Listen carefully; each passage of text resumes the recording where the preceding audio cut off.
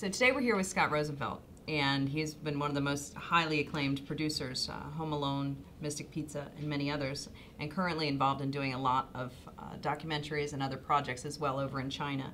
So we brought Scott in today, and we wanted to talk to him a little bit about, obviously, hiring in Hollywood and what the market is for production and producers and all different writers, et cetera, et cetera. So I thought on the show today it might be interesting to include Scott. So Scott, welcome. Thank you. How are you? Doing well. Good. So I know you mentioned you have a couple of new projects coming out. I know you mentioned some documentaries coming out and some new projects, and I'd like to talk to you a little bit about that. Sure.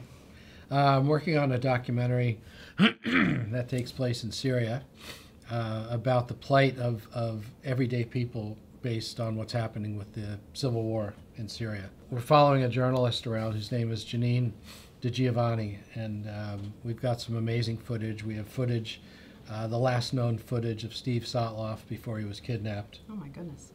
And footage of James Foley. And in fact, we've dedicated the film to Foley and Sotloff. So it's a pretty amazing piece of work. And we were in there about a year and a half ago, and then it's almost impossible to go in and shoot now. It's very hard. It's great timing for the project. Yeah, but I like to do things that are challenging, and the story captured me because the journalist Janine had been reporting from Syria. And she had been visiting with a young boy and his family. He was about 9 years old in a town called Homs. And it was at a time before things really exploded, but it was pretty serious still. It was just 2.5 years ago. And he was really upset because he couldn't go outside, and his parents wouldn't let him go outside because there were snipers and, Jeez. Terrible things that we don't have to deal with. And she asked him, well, what do you do all day? If you have to stay indoors, what do you do? And he rummaged around in a little bag near him and pulled out a DVD copy of Home Alone. And he said, I watch this 2-3 times a day, and it keeps me, going during the day. And I read this because it was all in a New York Times Sunday magazine article that Janine had written about her work in Syria. And it just, hit me cold. I would think. I would think. Just different town, your project. Absolutely. Just completely, knocked me for a loop. So I found her, and we came up with this idea of doing this documentary together, and then raised the money, and got her over there with a cameraman. So it's almost finished, and we're looking at different film festivals and other venues, but pretty excited about it. And I know now you're doing a lot of more the writing and directing piece as well. So in this project, where are you involved in that project? Yeah, and that documentaries aren't particularly written, but I did conceive of this idea of it and the outline. So I'm a writer of the documentary, I'm a producer of the documentary, and I brought on a director to be involved in directing it. But I'm also doing other things. I'm doing a movie about a gold stock scandal in Canada in the late 1990s that shoots in the Philippines to double for Indonesia, where the gold mining took place, where the fraud took place. And it also takes place in Toronto. And it's about a $15 million film. And it's a thriller, an adventure story, and sort of a cross between Blood Diamond and Wall Street. Wow. That type of movie, and very visually evocative in the jungles of the Philippines, and gold mining, a world we don't see that much of on film, and out to different actors right now and raising money. But it's been exciting, very exciting. I know. Obviously, our job show is based upon hiring. So I know in Hollywood, it's got to be extremely hard to break into that industry. If you are, a college kid, maybe you're going to film school. What do you think some of the key tips that you would give somebody? What would you say? Well, you really, I always tell people coming out of film schools especially, you kind of have to wake up before everybody else and go to bed after everybody else. I went to film school, I went to NYU, and I came out and I hit the streets in New York just looking for work, and did everything I could. I was driving a cab to make money, and at the time every time I got my cab every day, I drove out of the depot and then parked it for a second, And I took my resume and I taped it to the back of the cab so anybody coming in the cab would see my resume. Are you kidding? Oh my gosh, No. that is crazy. I'm not. I love that. I'm going But I to use mean, that one. well, so have you tried this yet? yeah, I mean, so That's amazing. You know, without hurting people, I you know, love that. all means necessary, and you can't really listen to anybody who says no because, you know, it doesn't. No is only because they just don't want to be bothered with seeing or hearing you, and you can't. You just have to persevere. You have to learn everything you can. You have to work for free for a while, not forever, but for a while. Intern, do all of those things so that you start to learn your skills and learn everything you can about the filmmaking process. So as you start building your way up and making contacts, you'll have a base. And that's what I did. You know, I just kept my ears open. I kept my mouth shut. I listened, I learned, and I worked hard. I didn't complain. If I was a PA and I had to drive around Los Angeles, you know, dropping stuff off and picking stuff up, I never complained to anybody, only to myself. Right. And you just keep the right attitude. And on the set, one of the things I always notice with good PAs is that the ones that really want to learn, they don't, when they have idle time, they're not idle. They're not hiding. They're not doing something. They come up to principal people, producer, writer, director, key crew, and they come up to them and they say, what do you need? Wow. And I know if somebody comes up to me and says, what do you need? It means they finished what they were doing. They're in the middle of something else that they might do in the next half hour, but they want to be useful and they want to help. And if they just sit there like this, you know, or just stand around to drink coffee or something, I know they're not as motivated. So I just look for that kind of motivation. That's a great idea, that you're always looking to help and always looking for something else to do. You're right, you have that choice, whether you step back or whether you keep moving forward. Right. So I think that's great. Are Yeah. there any specific majors that you would consider, if you're a high schooler, you know, are there specific majors you would consider that would be more important to go into? Ultimately, if you wanted to go to film school, but along the way, I still think, I mean, literature, history, those two things are probably, they were important to me. I mean, psychology, I don't know these days how psychology is taught in high schools. It wasn't ever taught that well when I was in high school. But I mean, understanding people, Okay. I think would be valuable. But you have to read. You have to read. Even more than watching movies. I was going to say, is it watching movies? Well, I think, yeah, but I mean, you know, you don't really get to watch movies like I did in school, at film school. But I mean, you don't get to sit, you know, all day and watch movies. That'd be a great school. I'd like to find that school. We should create one. I know. But read. I mean, really read literature and all kinds, not just American, world literature. Interesting. Okay.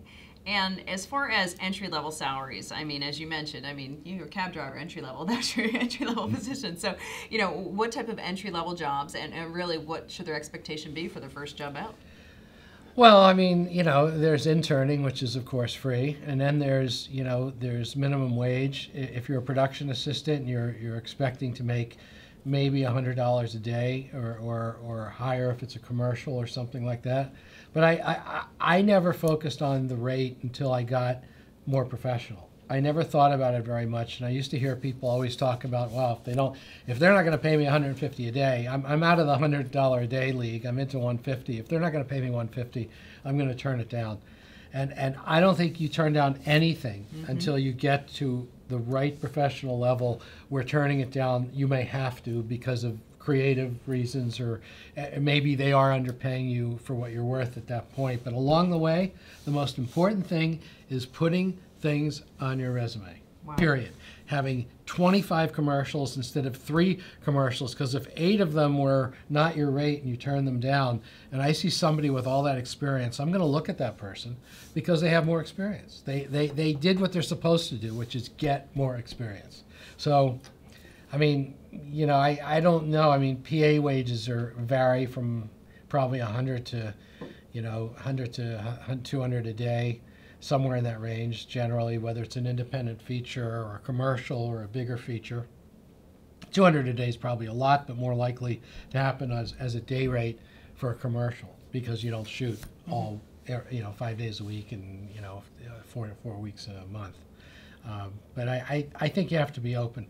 Okay, and I think that's it's true in every career. That it is. It's building that resume. It's building the experiences. It's getting the right connections, the right people. It might not be the right job, but you meet 6 successful people there. Right. So exactly, it's really the network that you're building. This I know you're highly acclaimed for what you do. So I mean, is there any mistake that you've made that you might say, hey, here's something I learned, but you don't have to do this. I mean, is there something that you've made that you're like, well, maybe I shouldn't have done? A movie? Anything in general. Yeah, there's one movie I wish I hadn't done. I always say, if there's a way to find the negative, because it was shot on film at the time, find the negative. I'd like to light it on fire and just see it's it really that bad? disappear. Yeah, it was. So you made one oops. You don't have to say which one. Yeah, it was a science fiction film that is not. It. You can't even talk about it. Well, the director was somebody I knew, and he had written it, and I had met him years before. I was actually in film school, and he came to speak.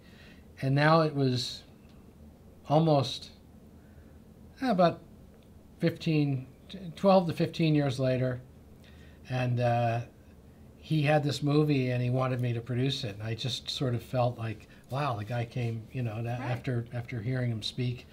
So I did it, but it was, there were some good people on it, a couple of good actors, but no, I've made pretty good decisions. I haven't willingly turned. There are 2 things that I almost worked on, but I didn't turn them down. Okay. So I made good decisions pretty much along the way, but I had an opportunity to produce Terms of Endearment. Oh, wow. One of the producers. Okay. I was very young, and I would not have been the only producer. I would have been a producer on the film. And I was working with somebody, and we were all brought in to work on the project in its early stages, but the budget was too high, and the studio didn't want to make it, and they were giving Jim Brooks a hard time, even though he was pretty big at the time for TV and film.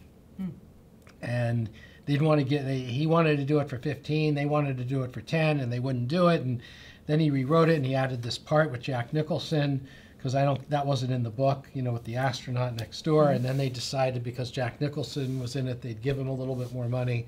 And by the time all that happened, Jim Brooks, who was the writer and director, had brought in a partner of his from television to produce the movie, and sort of pushed everybody else out who was around it. So, at the time, I mean, I read the script, and I knew it was a Larry McMurtry book, and I thought it was interesting. But of course, when they all were standing up there with the Oscar, and I was sitting at home watching it, for a few years, I always had that, I could have been standing up there, and I was pretty young at the time. It would have been amazing. Well, that made you who you are today, though. See, you made little steps. Well, the other time, I sort of had a whiff at maybe getting involved in Dead Poets Society. Oh, wow. But oddly enough, when Dead Poets Society was brought to me, the writer, through a friend, had brought it to me, and I liked it. I had a partner at the time, and he didn't like it as much, and he vetoed it. We had this thing: if one of us vetoed it, we wouldn't do it. Oh, wow. And we didn't branch out at the time. So he vetoed it, but it was I mean, the teacher dies, and even with Robin Williams, it sort of goes in that direction. Right. But in the early script, like the whole thing, leukemia, and he's dead, and it was Liam Neeson. So Liam's a great actor, but a much darker movie. So as it turned out, when they reconfigured it again with everybody, they probably made all the right decisions. Not that I shouldn't have produced it, but they made the right decisions to sort of make him more effervescent. Robin Williams just was fantastic in it, and but it was all about this teacher dying of leukemia and trying to impart something. So it was very dark at the time. Oh my goodness. I know you've done a lot of global work recently, as you mentioned, your documentary in Syria, and then you're doing a lot of work now in China. What do you think about the I guess, global distribution? Does global have to be involved in a project? What are your thoughts on all that? Well, the bigger movies especially, yes, for sure. Maybe some of the smaller independent films, they can still exist in an arena of television or pay television, but generally, most everything now, and anything of a reasonably budgeted nature, needs to have a global focus. At least, doesn't mean there has to be, a Chinese character in every movie for China, but it has to have something that that reaches out, and captures a different audience as well as your own. And I look to that now. I like a lot of stories that I'm finding that are worldwide and adventure stories that take place in exotic locations. So a couple things I'm doing involve Americans or North Americans, but in exotic settings, like somewhere in historical China, or Malaysia, or somewhere. So you have a really interesting milieu, but you still have a familiar Hollywood story. And I like those movies anyway, through the years, whether it goes back to, Bridge on the River Kwai, or Lawrence of Arabia, or anything that has scope and all of that to it, I've always enjoyed. So, a few years ago, it wasn't a big commercial movie, but Ed Norton and Naomi Watts made a movie called The Painted Veil, which they actually shot, I think, they might have shot in Thailand, but it was in China, and it was all about cholera and dark, but it was such an exotic setting and an interesting story that stuff just grabs me. So I'm involved in a movie that takes place in Thailand and Malaysia about Jim Thompson, Jim Thompson Silk, it's a great story. If you know anything about the real guy who started it, because he died under very mysterious circumstances. I didn't know that. And he had been involved as a spy, and maybe the communists killed him during the Vietnam War, and he started the silk business in Thailand. Wow. And lots of interesting stories that come out of Asia. And I just like to find interesting characters and interesting stories, and not everything happens right here in front of you. Absolutely. It happens all over the world. Now, for the summer, or for Christmas, or for holidays, or whatever, do you hire interns for your projects? I mean, is that something you do, or how the heck would a kid get an internship? Yeah, you do. Yeah, it's not so official like I'm registered anywhere, but right. but someone can get. I'm sure if I teach, and I have enough of a background that people know who I am. So if I have a movie, and it's they could probably get credit for something. Wow. Okay. I don't really usually bring anybody on in between movies, because I work by myself and I write, and I sometimes use interns to help research, but I don't mind people compiling stuff for me, which is fine. It's a good intern job, but I read everything myself, because that way it sinks in. If I have somebody take 300 pages but give me a 7-page outline, it doesn't really help me, because I need to understand the whole subject. So I do use interns, and I do like it. Right. And I use them from my college. I was going to say, you're a Quinnipiac, right? So yeah, Quinnipiac. You just you yank them right from there? Yeah, I have. That works really well. So fans of Quinnipiac College. Well, no, I certainly do appreciate all this advice. As far as director versus producer, some people might not be aware of the differences in the job descriptions. If you could break that down for us.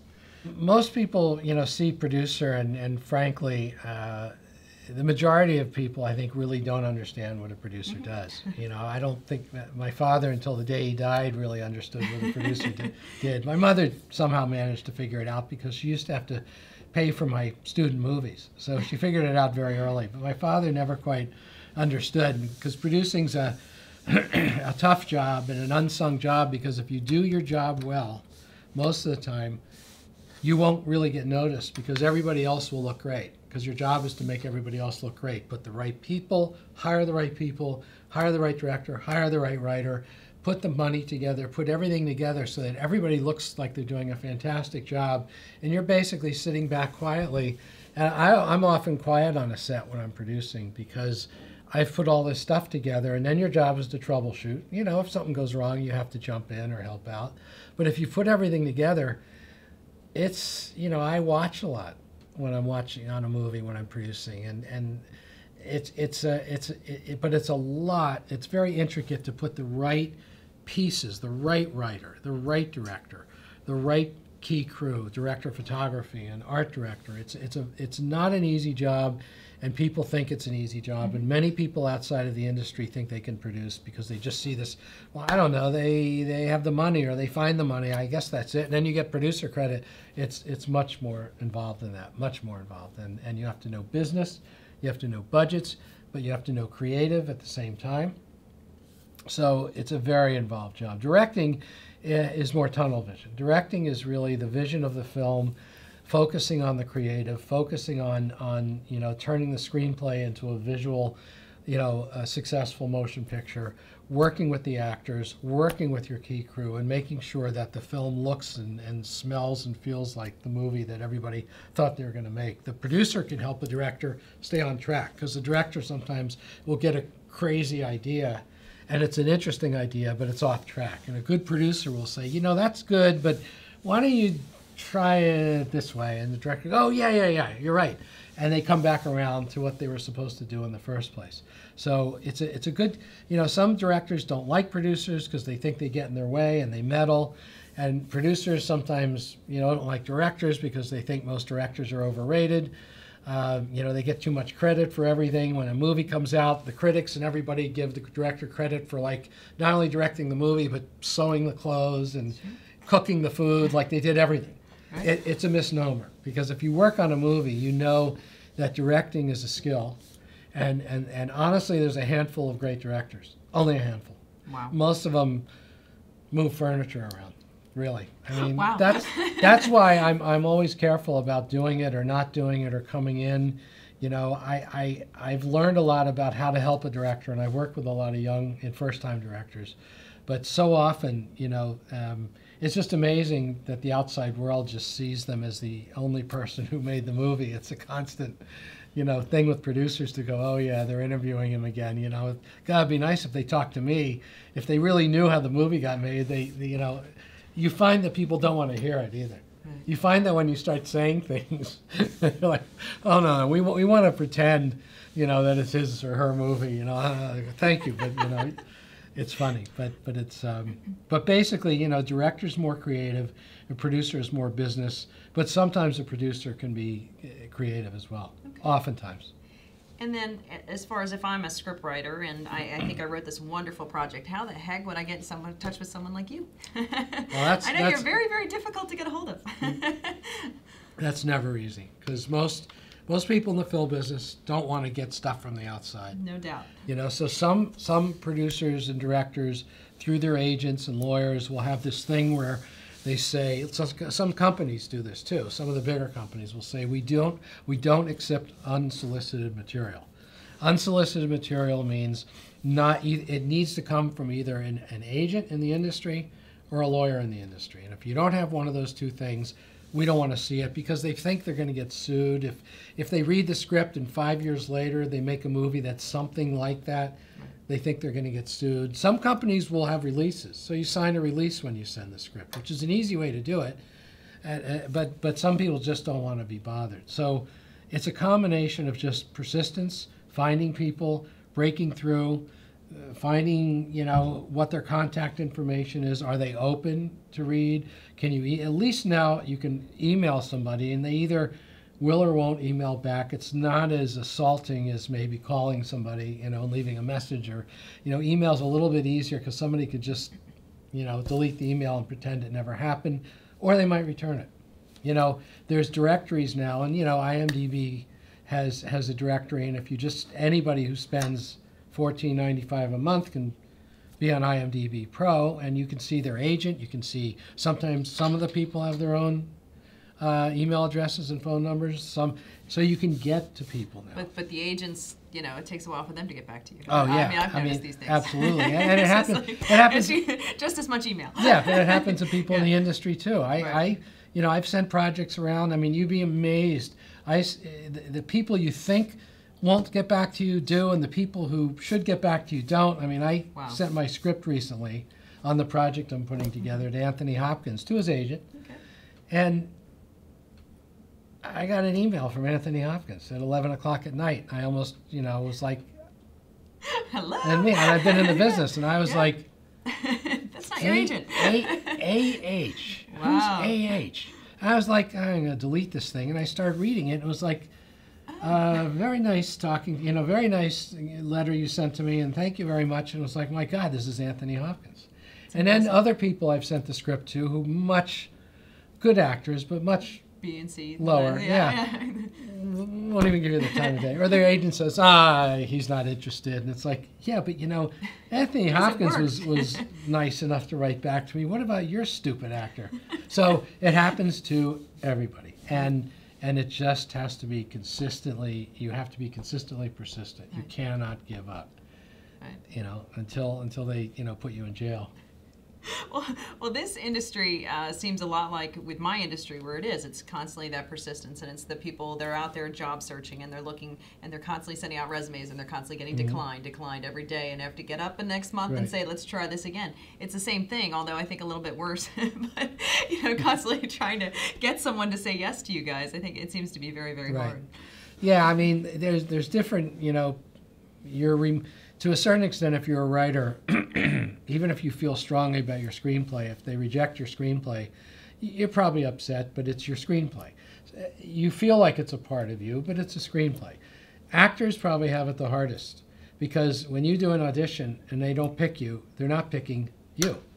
Right. You can say it's the character, but it's not the character. It's you. It's you. So take it personal. Yeah. It's you. I think they have it the worst. Wow. A director submits a project and they turn it down, they're turning down the project. And yes, they may not like the director, but you can get angry, but you can remove yourself a little. But yeah, you get tied up in these things because it's pretty easy to take it personally if you believe in something. And is your resume as effective or as efficient, or is it really the person and the contacts and the connections versus, gosh, this resume isn't as strong, or just, as you said, the amount of things that it's on it? Well, I'd like to think it's the resume, but often it's the connections, and it's just, look, you see certain movies being made by certain people, and then the same people make another movie like it, and then you look at, my wife and I joke, because besides one career that she has, she used to be a film composer. She did music for 10 movies, and these days, if you go to the bigger studio movies, we blink, we close our eyes and go, okay, it's so-and-so. And it's usually this one guy, and it's like they hire 3 composers to do all the big movies these days. It's like that's all you ever see. It's very rare to see, the way it used to be, a lot of people. So, people know people, and they hire the people they know, and some people are interested in hiring new people. It's hard, but it's hard, and you just have to sort of, grin and bear it, because it's the nature of people who don't want to think that hard. People don't want to do a lot of heavy lifting. The people that do the heavy lifting are writers have to sit with a blank page, and directors have to, pour their guts out into a movie. But all the financing people and the sales people, they don't want to do any work. They want it handed to them. Right. So, you just have to know that. And instead of wanting to strangle them, you have to figure out how to make it work for you. Right.